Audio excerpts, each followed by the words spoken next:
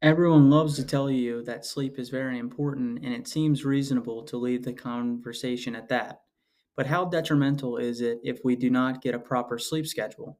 As someone who struggles to maintain a healthy sleep schedule, especially as a college student athlete, it's important to take a look at this. Hi, everybody. My name is Cole Harkness. I am a senior biology student at Mount Aloysius College.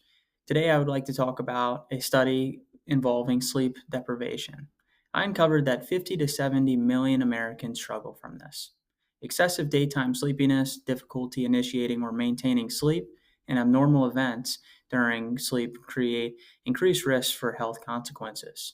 Long-term risk factors may include hypertension, obesity, depression, heart attack, stroke, and diabetes that we must address early and often in our lives.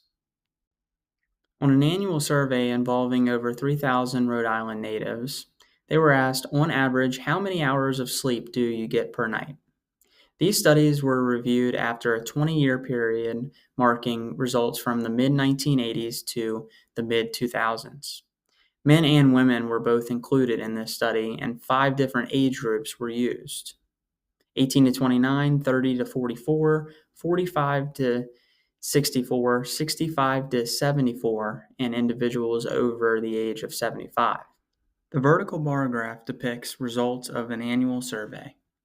On the x-axis, age groups are displayed in various categories. On the y-axis, the percentage of participants who claim less than 6 hours of sleep daily is represented.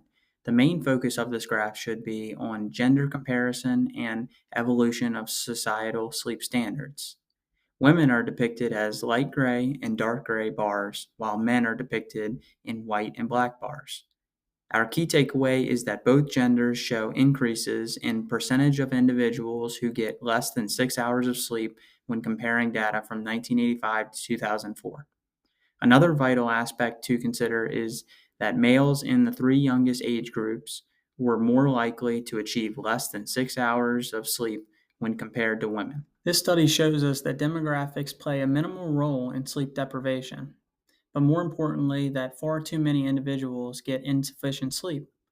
The study only showed roughly 3,000 individuals in respect to the entire U.S. population, so cross-sectional studies could be implemented to acquire the full picture of how important this discussion is. On another hand, education systems and attentiveness to sleep quality was not emphasized between both years 1985 and 2004 that were represented in the figure. Specifically, it could be recognized that healthcare officials can show attentiveness to sleep patterns in their patients. This will address the inadequate sleep cycles of many people. For example, screenings over various periods of someone's life could make the most, if not all, populations aware of long-term illnesses or conditions that they could potentially face. Promoting the overall well-being of patients through education of sleep habits, stress prevention, and various lifestyle adjustments may be crucial in shaping future generations through healthcare advocacy. Sleep deprivation is much deeper than feeling tired the next day. It very well could have consequences that don't show up temporarily, but rather down the road. With millions of Americans experiencing sleep deprivation, quality of life is a variable drawn into question, with all of the physical and mental risks that come along with this struggle. As a college student, athlete, and someone starting a career soon, experiencing sleep deprivation studies has enlightened me on why sleep is not a luxury, it is a necessity. Conditions and disorders such as hypertension, heart disease, or even depression is nothing that any of us want to look forward to in the future.